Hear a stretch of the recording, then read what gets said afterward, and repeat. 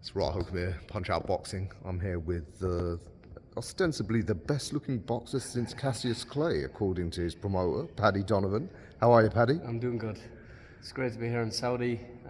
It's an amazing place, amazing hotel, venue, and an unbelievable card, so delighted to be here.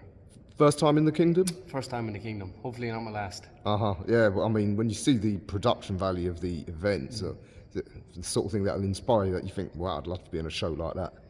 Yeah, we just got to keep the head down, keep winning the fights, and hopefully we can get the chance to come to Saudi and put on a good show. So obviously, last time out, you had a bit of a step up of sorts. Danny Ball put on sort of a performance that we expect of a future superstar. Are you happy with your performance? Yeah, great. Danny Ball was a very, very competitive fighter. WBC International Champion, WBC Youth World Champion and English Champion. So, big step up on paper. Trained really hard, listened to my coach Andy, and I just do what I do.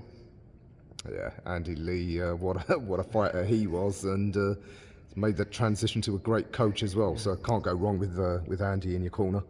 I mean, the welterweight division, I'm sure you don't need to be told. It's always traditionally been the most stacked division in boxing, arguably. How do you assess the situation? It looks like Crawford's hopefully done for that generation. It makes sense if he moves on. Yeah. Leaves it wide open for the youngsters like yourself coming up. Yeah, I believe you got to be extremely talented. You got to work extremely hard, and you need to have this X factor, as they say about you, to be a contender for the welterweight title. I think it's a special title. It's not easy to get your hands on. You're looking at some of the best fighters in the history came from that division. So yeah, I believe that I've got the goods. I believe I've got the skill, heart, determination to become a welterweight world champion. Mm-hmm.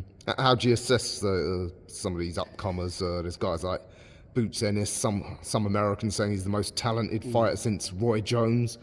Obviously in Britain we've got guys like Conor Benn, who's becoming quite a star, and of course there's always a whole load of Latino fighters around that weight class. Who do you think is going to be coming to the top? As you said, the division is kind of open when Crawford moves out. It leaves big opportunity for young talent to come through.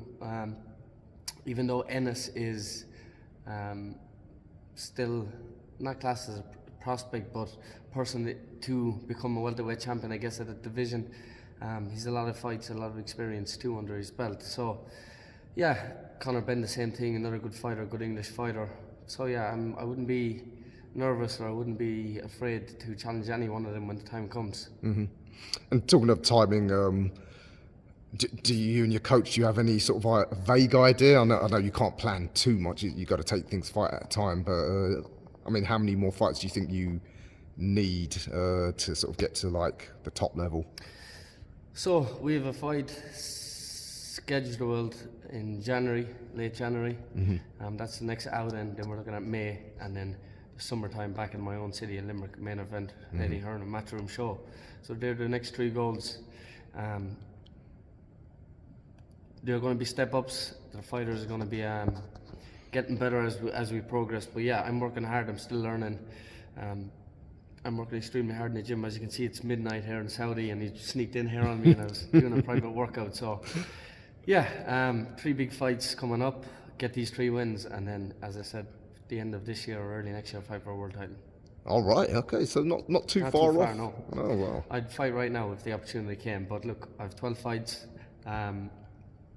You still need to push a couple of more 10-rounders, get the valuable experience at 10 rounds, then the 12 rounds, and then fight for the world title. So yeah, but the way I'm performing, the way I'm training, I'd be ready to fight now if the opportunity came. Yeah, as a real fighting man, I'm sure you'd never turn down a fight. I mean, of course, that night in Dublin, it looks like could be a golden period for Irish boxing after obviously a long time. You guys are almost exiled from your own country. Katie's obviously done miracles. Bringing boxing back, and yeah, I mean, is that the dream? Maybe to headline in Limerick? Yeah, big opportunities for young fighters in Ireland right now. You've got so many talented fighters: Thomas Carty, Gary Cully, myself. So on and so forth. There's so many special talents coming through right now in Ireland. and it's about getting the platform. Obviously, it's big in England. The boxing, the fights is more easier to promote, and the shows is always very active in the UK and America. But for Ireland, it was, even though there were so many talented fighters, we had to go stateside or we had to go to the UK. So thankful to Eddie Hearn for bringing big time boxing back to Ireland, and Katie Taylor, and yeah, just get these big shows back in Ireland, share them out through the country, and let's exploit the Irish boxing talent. Let's see how many world champions we can produce. And as people know, the Irish fans is the best fans in the world, so anyone that comes here will enjoy the experience of fighting in Ireland. I can attest to that. I was there in Belfast, even though it was a sad night for Mick Conlan, the way the fans came out for him. There was another fighter on that card, Lewis Crocker. Potential for a massive all-Irish duel there. I mean, that could be a huge fight in the future. Yeah, it's going to happen. I can't speak too much about it, but the fight's going to happen between me and Lewis Crocker. Have you ever come across him? Do you know him? Not I guess I really don't know. When I was in the amateur scene, I think he turned professional. I really didn't know much about him. Obviously seen and heard of him from Belfast. Yeah, so he kind of represents the British side, and he's British under the British box rec. So when I look at the box rec in Ireland of the Irish fighters, I don't seem to see his name. So I don't really look into him too much.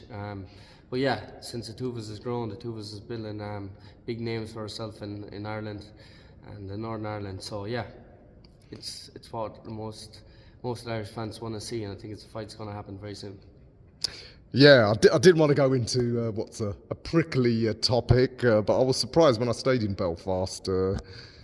Yeah, there were still sectarian banners up, so it's... Yeah. Hey, anyway, I don't want to go there. It's not my place, but it'll be a huge fight. And as you said, though, for Ireland, I mean, the Irish, we know they've got such a great boxing tradition. Goes back 100 years to John L. Sullivan. It's been a long time coming that boxing, got its rightful place in Ireland.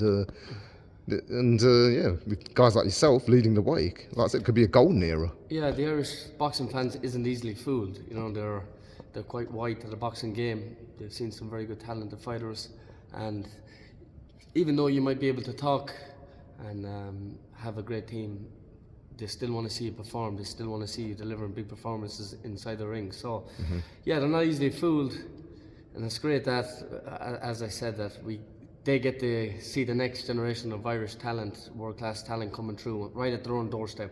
They just walk out the back, and every city is quite close to each other, and get to see some amazing talent. So yeah, it's great for Irish boxing. It's great for boxing in general. The Irish fans and the Irish fighters is coming back stronger than ever.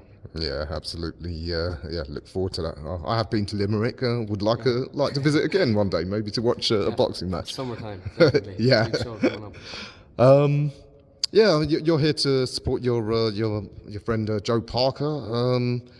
Yeah, there seems to be this vibe that Deontay Wilder's this superhuman. But Andy Lee, he knows his boxing. I'm sure he wouldn't have wanted Joe to take this if he didn't think Joe can win. Yeah, look, Deontay Wilder there's no looking past of what he's done in the sport of boxing. Probably the biggest puncher in the sport still. But yeah, you have to come off. There have to be a downfall. There has to be a downfall. He's been inactive in 3 years, one fight in 3 years, one round. Joseph is on probably his best run in the last couple of years. He's learning under the guidance of Andy Lee. He's training extremely hard in the gym. He's the most lean I've seen him look. And yeah, he's progressing all the time under Andy. When you get a fighter straight away, you can't change a fighter within 1 or 2 fights. You have to have time to adjust to both of their styles to clinch together. So yeah, now I believe this is the best Joseph Parker you're going to see. He's very hungry, very determined. He cut no corners in the gym. He worked really hard. Dietitian on point, nutrition on point, strength conditioning. Everything he's done right down to perfection for this fight. Now we know about Wilder, we know about his punch, but in the lines of technical ability, Joe's a lot better. Inside, heart, work rate, Joe's better. The only thing that I believe that Wilder carries more than Joe is he's a bigger puncher, and obviously he's a devastating right hand. But I think if Joe can avoid the right hand and come into the fight, I think Joe can be extremely hard to beat. I believe that Joe could cause a big upset. I don't believe it's an upset, but the way the people is writing it, that Wilder's a lot favourite to win the fight. But in my eyes, I think Joe will win it. And a testament to his mental strength that after the Joe Joyce defeat, straight back on and carry on improving. Yeah, you know what I mean. As I said, you don't learn under your new coach within a fight or two. You need time to adjust to each other.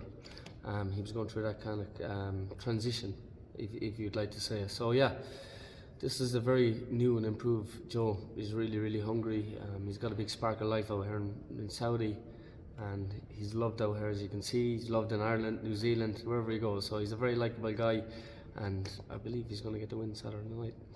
Yeah, and turned the heavyweight division upside down. Yeah, shake it up a bit. Yeah, that's what we want, and those are the sort of fights we want, ones where we're not sure who's going to win. Paddy, thank you for your time. Yeah, didn't mean to sneak up on you, by the way. Someone told me go and check out the gym, so I thought, okay, I will. So, yeah, pleasure meeting you for the first time, and yeah, look forward to seeing you out next year. Yes, perfect. Thank you.